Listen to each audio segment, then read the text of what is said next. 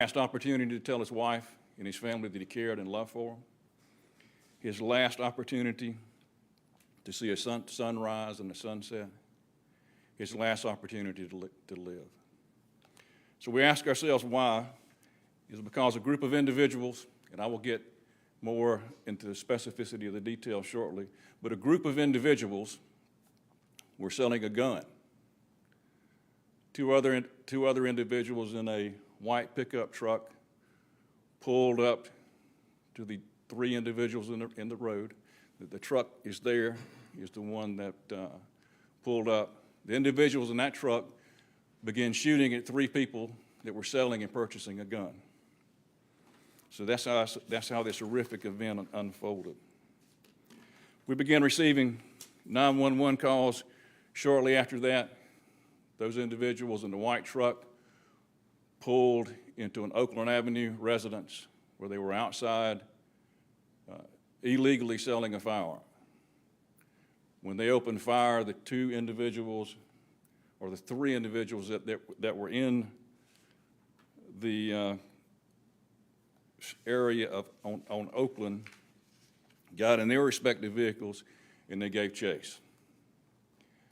They chased this pickup truck throughout the historic district and other areas of the city where they found themselves on North Purdy Street. Between Hassel Street and Saratoga on North Purdy, the calls had been coming in describing the vehicles: a white truck, a white Chevrolet, a white Camaro. While they were driving down the road, they were firing shots indiscriminately at each other, and we were receiving calls providing us with detail from the public concerning their locations. When they got just past the Hassel Street area, they were continuing to fire. The individual in that white truck went around Mr. Varner's white F-250 pickup truck. He's pulled up the photograph of the individuals. These three individuals that you see on the screen were directly involved in the weapons purchase and also the firing of the weapons. Mr. Epps was driving the Camaro. After the pickup truck that they were pursuing went around Mr. Varner's truck, these other two individuals, Mr. Reed and Mr. Rembert, was in a Chevrolet Malibu directly behind Mr. Varner's car, and they were firing shots. One of the shots went through the back glass of Mr. Varner's pickup truck, and he has died as a result of those injuries. Once that occurred, Mr. Epps was waved around the pickup truck by the individuals in the white car that was stopped. He continued to chase the pickup truck, he himself firing shots in the Broad Street area. The white pickup truck turned down Church Street and crashed with the fence at Raleigh Ballpark, and they jumped out and ran. Detectives with the Sumter Police Department, with assistance of the Sumter County Sheriff's Office, began searching for these vehicles immediately that was described by our 911 call. Mr. Epps' vehicle was observed in the Magnolia area and was stopped by a police officer, and after that encounter, he was arrested for possession of a weapon and possession of marijuana. He has got a criminal history that prohibits him from possessing a weapon. We begin to continue to develop some other information from the public, whereby we identified that Demetrius Reed and Travis Rembert were involved in the original incident of selling the weapon. We were able to, through information we had gathered from sources, that Mr. Rembert was in the area of Main Street and described the vehicle. On the 22nd, we were able to locate that vehicle, and after a short pursuit, Mr. Rembert and another occupant not associated with this event ran on foot. We recovered 2 weapons after capturing Mr. Rembert and some marijuana. Mr. Rembert has been charged with murder.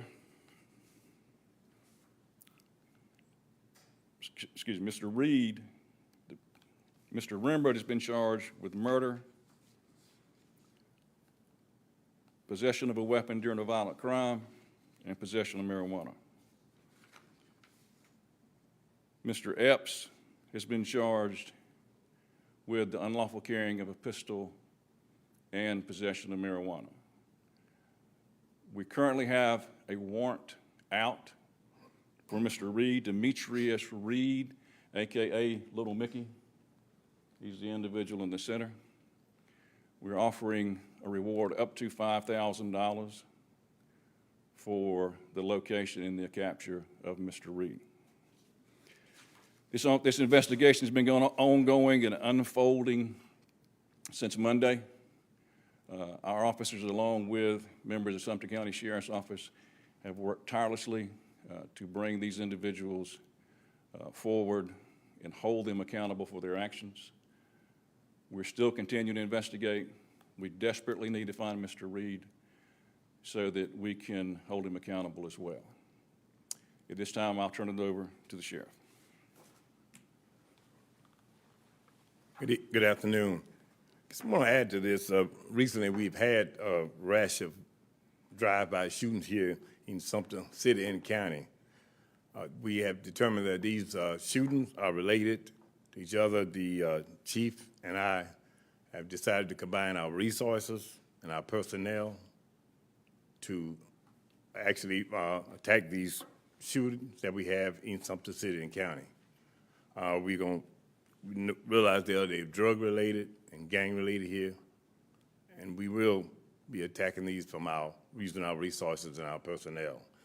We hope to have these individuals in custody soon. I'm confident that we will, with both of our agencies pursuing and trying to apprehend both of them. And I look for some solution to this rash of shootings that we've had in the city and county of Sumter City and Sumter County.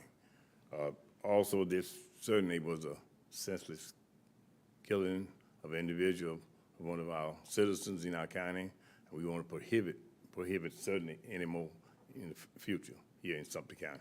Thank you. Good morning. I'm Mayor David Merchant. And just to echo what the chief and sheriff said, this was a senseless act of violence in Sumter, and it's not tolerated in our community. And first, we send out from the community standpoint our condolences to the Varner family. It was just a good man in the medical profession that his job was to help people. And so just doing his thing and going about his day on Monday, his life, obviously, and his family's life has changed forever. And you take a good citizen minding his own business, helping the community, is now lost in Sumter by these gentlemen through their senseless act of violence. But I do want to say, I do appreciate it. It has been, as when I got the first text on Monday when this event occurred, my heart sank. I was like, oh no, this is our worst fear. But I commend our police department and sheriff's department, everyone here in the room this morning, for working tirelessly around the clock as I was getting updates as we were being able to find the gentlemen responsible and hold them accountable. We do appreciate that working together here in Sumter. We call it Team Sumter. But we do need the community support. There's still information that is out there that would help both departments bring closure to this case. So we do ask the community, if you know something, know of somebody that may have some information, to please call in and please help assist in getting closure for this family and our community in Sumter. Thank you. Hey, go back to the truck. So the 2 individuals that was in this truck at the very beginning, we have not yet identified. The truck was stolen right outside the city limits on the same day. If anyone in the public has information relative to who the individuals in the truck may be, they can call 911. They can call our non-emergency number at 803-436-2700. But we're desperately in search of who these individuals may be. Now, I'll answer any questions you may have. Are these individuals that are still missing, are they considered armed and dangerous? And what should the public do if they come into contact with one of these individuals? Yes, put the photos back up here. Mr. Reed is the only one that's not in custody. We do consider him armed and dangerous. We do ask the public not to approach him, but if they see him, to call us immediately. It'd be very helpful if they will advise us how he's dressed, the location, the type of vehicle he may be driving. But we need the public's help in apprehending this individual. So you are looking for Reed, and you are looking for the identities of an additional 2 people that were in the white truck? That's correct. Got it. Anybody else? Do you guys have shot spotter? We do not. Or do you have any plans to get that possibly in the future? We're reviewing any type of technology that helps us in investigations. That is something we have been looking at, along with some other items relative to this type of investigation. Are Epps and Rivert being... One second, he had to say. I know around the scene that there was a big hole in a brick wall. Do you know who happened to cause that hole?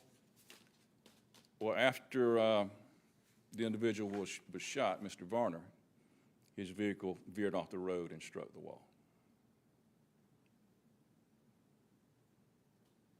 Are Epps and Rivert being cooperative?